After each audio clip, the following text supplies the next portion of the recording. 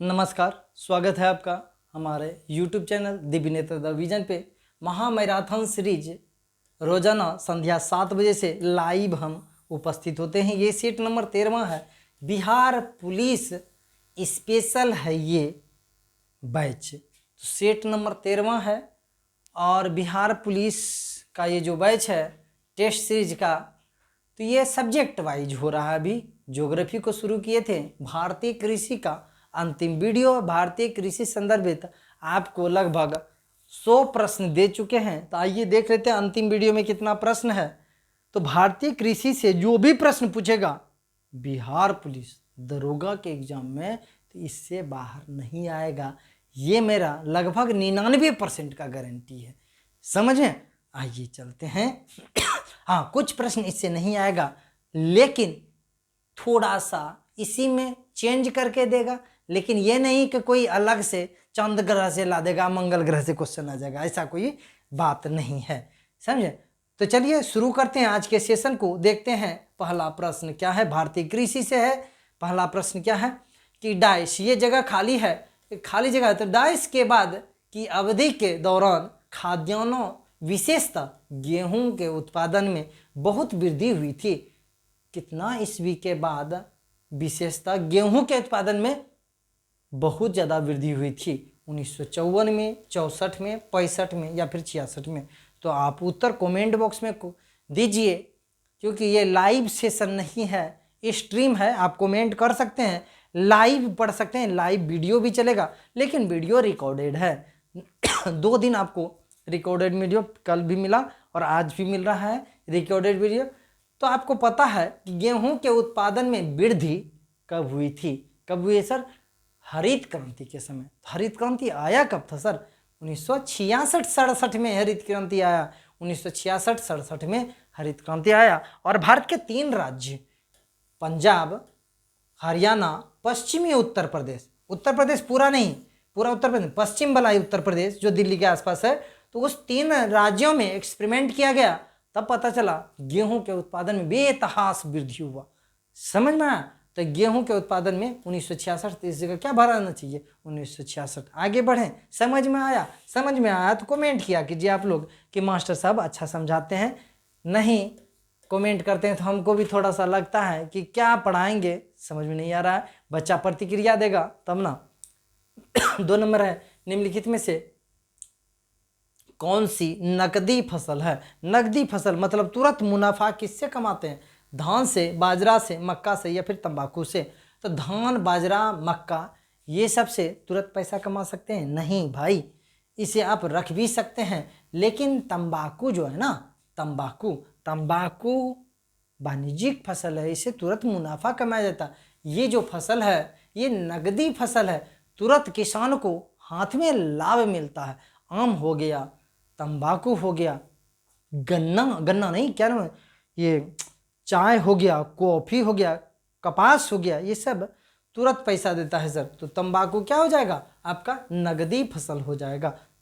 आगे बढ़ें, आगे बढ़ते हैं। नेक्स्ट प्रश्न है, जायद मौसम में उगाई जाने वाली फसल है? तरबूज, सोयाबीन, मक्का, पटसन? तो उत्तर दीजिए कमेंट में और बताते हैं। 3 फसल होता है सर, रबी फसल, खरीफ फसल, जायद फसल। मुख्य रूप से हम बोल रहे हैं, मुख्य रूप। ऐसे तो कृषि के कई प्रकार हैं, फसल भी कई प्रकार हो जाएगा, उसको कृषि क्षेत्र में विस्तार से पढ़ना भी पड़ता है, लेकिन महत्वपूर्ण 3 है, रबी, खरीफ फसल और जायद फसल। तो रबी फसल किसे कहते हैं? जो ठंडे दिन में उगाते हैं सर, जैसे सरसों, गेहूँ, जौ और हो जाएगा मसूर, मटर, ये सब किस में आ जाएगा? रबी फसल में, ठंडी दिन में। गर्मी दिन सर, गर्मी दिन में जो मानसून के समय में उगाएंगे, जैसे धान हो गया, मक्का हो गया, इसी प्रकार का मूंगफली हो गया, सोयाबीन हो गया, और ये क्या नाम है, मूंग हो गया, दलहन में मूंग हो गया। तो ये सब गर्मी दिन में लगाते हैं सर। गर्मी दिन में लगाएंगे तो खरीफ फसल कहलाएगा। क्या कहलाएगा? खरीफ फसल कहलाएगा। जायद फसल बचा, जायद फसल किसे कहते हैं? इन दोनों मौसमों के बीच में, ठंडी भी और गर्मी भी, इन दोनों मौसमों के बीच एक समय ऐसा आता है जो अभी का समय है। अभी के समय में थोड़ा बहुत बारिश होगा और आप 15-20 दिन बाद बारिश होगा ही नहीं उत्तर भारत के मैदान में। तो ऐसे क्षेत्र में एक फसल विकसित किया है प्रकृति ने। क्या सर? तो ये लोग प्यास से मरे नहीं, इसलिए प्राकृतिक में ऐसा फसल बना दिया, जैसे खीरा, ककड़ी, तरबूज, जिसमें क्या है सर, पानी यानी जल ग्रहण करने की क्षमता सबसे अधिक है।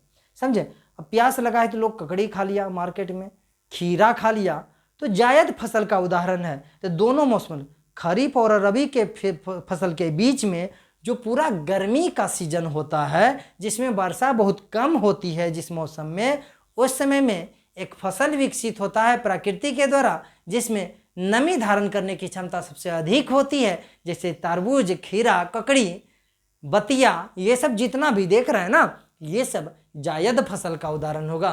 तो तरबूज क्या होगा? जायद फसल का उदाहरण हो जाएगा। समझ में आया? हम जो बात बोले उसका कोई दिमाग में हलचल हुआ कि यूं बोल के हम निकल लिए? नेक्स्ट प्रश्न चलते हैं। चलिए, आप लोग जो समझना चाहते होंगे समझ में आ गया होगा, जिसको समझना ही नहीं है उनको समझ में नहीं आया होगा। 4 नंबर चलते हैं। निम्न में से कौन सी खरीफ फसल नहीं है? खरीफ फसल नहीं है मतलब गर्मी दिन में नहीं है, रबी या जायद हो सकता है। कपास, ये तो खरीफ फसल है सर। मूंगफली खरीफ फसल है। मक्का सर खरीफ फसल है। सरसों का साग सर ठंडी दिन में खाते हैं हम लोग। सरसों का साग कब खाते हैं? ठंडे दिन में सर, नवंबर दिसंबर महीना में, जनवरी महीना में सरसों का साग खाते हैं हम लोग। तो सरसों चिकना पत्ता भी होगा, मुलायम पत्ता होगा, तो सरसों किसका उदाहरण हो जाएगा? रबी फसल का, ना कि खरीफ फसल का। बोलता खरीफ फसल नहीं है, तो ये तीनों तो खरीफ हो गया, अब बाकी सरसों रबी फसल का उदाहरण है। समझ में आ रहा है कि ऐसे हवाबाजी खाली कर रहे हैं हम। नेक्स्ट है, निम्नलिखित में से खरीफ फसल कौन सी है? इसमें से पूछ रहा है कि इनमें से कौन खरीफ फसल है। सरसों के बारे में अभी बता दिए सर, ये ठंडी दिन में उगाते हैं, तो इसका मतलब ये रबी फसल है। चावल, ये खरीफ फसल है। चावल को गर्मी दिन में उगाते हैं, तो चावल क्या क्या हो जाएगा? रबी खरीफ फसल हो जाएगा। गेहूं को ठंडी दिन में उगाते हैं, रबी फसल। जौ ठंडी दिन में उगाते हैं, रबी फसल हो जाएगा। और मुलायम पत्ता भी ये सब का होगा। समझ में आ रहा है? इसलिए मुलायम घास का मैदान, शीतोष्ण मुलायम घास का मैदान, प्रेरी, पंपास, वेल्ड न जी, डाउन्स, बेल्ट, ये सब प्रदेश है ना विश्व में मुलायम घास का मैदान है, डाउन्स प्रदेश न जी। कहाँ पे डाउन्स है? ऑस्ट्रेलिया में ना। चलिए 6 नंबर देखते हैं। 6 नंबर, भारत में वह कौन सा राज्य है जहां आलू की प्रति हेक्टेयर पैदावार सर्वाधिक होता है? पश्चिम बंगाल, पंजाब, तमिलनाडु, राजस्थान। तो आप उत्तर कमेंट कीजिए और मेरा कहानी सुनिए। देखिए, किसी भी फसल का प्रति हेक्टेयर पैदावार सर्वाधिक बोल ले। अगर आपको कुछ भी पता नहीं है तो सीधा सीधा सोचिए कि किस राज्य के पास कृषि क्षेत्र का टेक्नोलॉजी सबसे अच्छा है। आपको समझ में आ गया होगा। इसमें से दिख रहा है डायरेक्ट किसके पास सबसे अच्छा टेक्नोलॉजी है, किस राज्य का किसान सबसे धनी है। तो आपको दिखेगा स्पष्ट रूप से पंजाब का किसान सबसे धनी भी है और पंजाब के पास टेक्नोलॉजी भी अच्छा है। तो टेक्नोलॉजी अच्छा होगा तो प्रति हेक्टेयर पैदावार अच्छा करेगा। तो कोई भी फसल का प्रति हेक्टेयर अगर उत्पादन 1 नंबर बोले तो मैक्सिमम कंडीशन में आपको क्या मानना है? पंजाब। समझ में आया? नहीं समझ में आया? चावल का सर, धान का पंजाब, गेहूं का पंजाब, सरसों का पंजाब, आलू का पंजाब। किसको बोलिएगा आप कमेंट बॉक्स में कमेंट कीजिए, उसका पंजाब होगा। समझे? कुछ ऐसे अब बोलेगा कि सर आप ना होता है कि मास्टर साहब को देखना अभी आपकी बात चुप करवा देंगे। अब बोलिएगा रबड़ सर, भाई रबड़ तो लेटेराइट मिट्टी में होगा, तो केरल ये होगा। समझे? तो लेकिन मैक्सिमम खाद्यान्न फसल पंजाब होता है। समझ में आया? हाँ, देखिए, बात लड़ाने के लिए तो कुछ लड़ा सकते हैं, लेकिन समझने के लिए समझदार ही काफ़ी होता है। आगे बढ़, शायरी हो गया। नेक्स्ट है, निम्नलिखित में से कौन सा बागवानी से संबंधित है? कौन सा फसल बागवानी से संबंधित है? बागवानी मतलब बागवानी से संबंधित कौन सा क्रांति है? ऑपरेशन फ्लड, हरित क्रांति, स्वर्ण क्रांति या श्वेत क्रांति? बागवानी फसल का उत्पादन होगा। इसके लिए बागवानी फसल के विकास के लिए भारत में कौन सी क्रांति हुई थी? कौन सा ऑपरेशन चलाया गया था? तो ऑपरेशन फ्लड नहीं सर, ये श्वेत क्रांति है, दुग्ध क्रांति हो जाएगा। इसमें दूध उत्पादन। हरित क्रांति, इसमें तो गेहूं खाद्यान्न फसल का उत्पादन मुख्य रूप से गेहूं का होता है। स्वर्ण क्रांति, हाँ, गोल्ड रोबुलेशन ना जी, गोल्ड रोबुलेशन यानी स्वर्ण क्रांति बागवानी फसल से संबंधित था कि बागवानी फसल का पैदावार उच्च हो, इसके लिए भारत में स्वर्ण क्रांति लाया गया था। और श्वेत क्रांति ऑपरेशन फ्लड का संबंध दोनों एक के है। श्वेत क्रांति भी दुग्ध उत्पादन है, ऑपरेशन फ्लड भी दुग्ध उत्पादन है। आगे बढ़े, आगे देखते हैं। तो इसका उत्तर क्या हो जाएगा? स्वर्ण क्रांति हो जाएगा। क्या हो जाएगा? सी नंबर हो जाएगा। आगे बढ़े, 8 नंबर। भारत में जेनेटिक रूप से परिवर्तित किस फसल को व्यापारिक उत्पादन के लिए अनुशासित किया गया है? मतलब व्यापारिक रूप से आप नहीं कर सकते, अनुशासन में रहिए।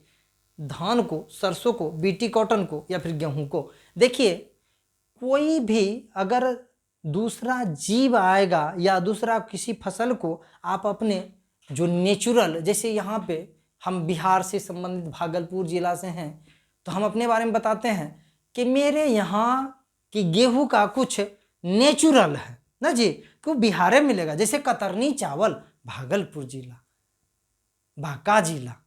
अब बताइएगा, उत्तर प्रदेश का कतरनी चावल से कंपेयर कीजिएगा तो वो कभी नहीं कंपेयर होगा। तो कुछ भौगोलिक संबंध था, जिसे जीआई टैग भी कहा जाता है, समझे। तो भौगोलिक पैदावार किसी क्षेत्र का होता है, कोई चीज का, समझे। लेकिन क्या होता है, उच्च पैदावार करने के लिए कुछ अलग किस्म का हम लगा देते हैं कि तो उच्च पैदावार के लिए क्या करते हैं, कुछ अलग एक्सपेरिमेंट कर देते हैं। तो इससे क्या घटा होता है? इससे यह घटा होता है कि जिसका वो मूल क्षेत्र है उसका तो वास्तविकता खत्म हो जाएगा ना। तो ये वास्तविकता अगर खत्म हो जाता, मतलब अपने प्राकृतिक आवास से उसका विनाश हो गया, तो फिर तो प्रकृति को खतरा हो जाएगा। तो वही बात है, बीटी कॉटन भारत में इसके लिए प्रतिबंधित है। बीटी कॉटन का पैदावार ठीक ठाक है, लेकिन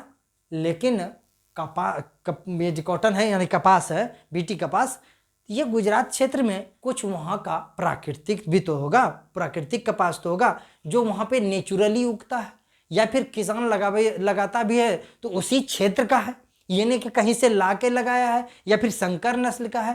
तो बीटी कॉटन जो है इसका व्यापारिक उत्पादन में अनुशासित किया गया है, समझे। उत्पादन आप व्यापार के लिए नहीं कर सकते हैं, थोड़ा बहुत लगा सकते हैं, लेकिन आप उच्च स्तर पे आप इसका खेती नहीं कर सकते हैं, यही अनुशासित है। नेक्स्ट है, भारतीय सब्जी शोध संस्थान स्थित है।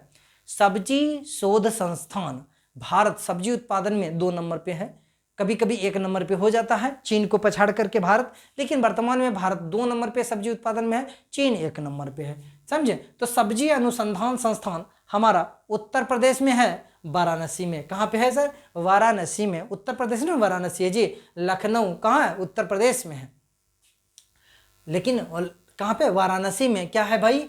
सब्जी शोध संस्थान है। तो क्या हो जाएगा उत्तर? नो का ए हो जाएगा। समझ में आ रहा है चीज? समझ में आ रहा है? देखिएगा वीडियो ना 2-3 बार देख लीजिएगा ना, स्पीड करके, बाद में भी आप देख लीजिएगा कभी 2-3 बार, तो आपको हम गारंटी देते हैं आपका जो स्किल्ड इतना उच्च स्तर पे हो जाएगा कि आप सेट जब बनाने बैठिएगा ना रूम में या फिर एग्जाम देने के लिए, तो आपको बारीकी से समझ में आएगा, अरे ये तो मास्टर बोला था वहाँ पे, समझ में आ रहा है चीज। तो आप स्पीड में करके बाद में देख लीजिए, अच्छा लगेगा। आगे बढ़े, 10 नंबर। निम्नलिखित में से किस प्रांत में सोयाबीन खेती के अंतर्गत क्षेत्र सर्वाधिक है? ये तो कल भी हुआ था, परसों हुआ था ये क्वेश्चन। सोयाबीन का खेती सबसे अधिक मध्य प्रदेश में होता है, इसलिए मध्य प्रदेश को सोया प्रदेश कहते हैं। सोयाबीन दलहन और तिलहन दोनों के अंतर्गत आता है। तो उत्तर प्रदेश नहीं होगा ना बिहार होगा, क्या हो जाएगा? मध्य प्रदेश। सोयाबीन में प्रोटीन की मात्रा सर्वाधिक होती है।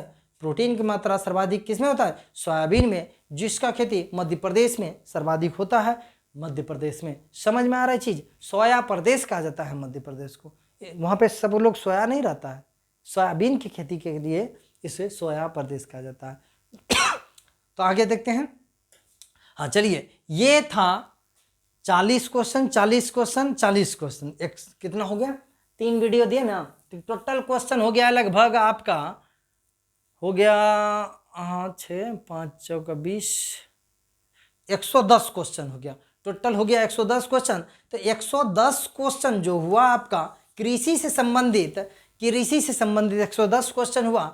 आप 110 क्वेश्चन को अगर तैयार करके जाएंगे कृषि से संदर्भित, सिर्फ भारतीय कृषि से, तो फिर आपका क्वेश्चन नहीं छूटने का चांस रहेगा। मैक्सिमम क्वेश्चन को आप बना पाएंगे।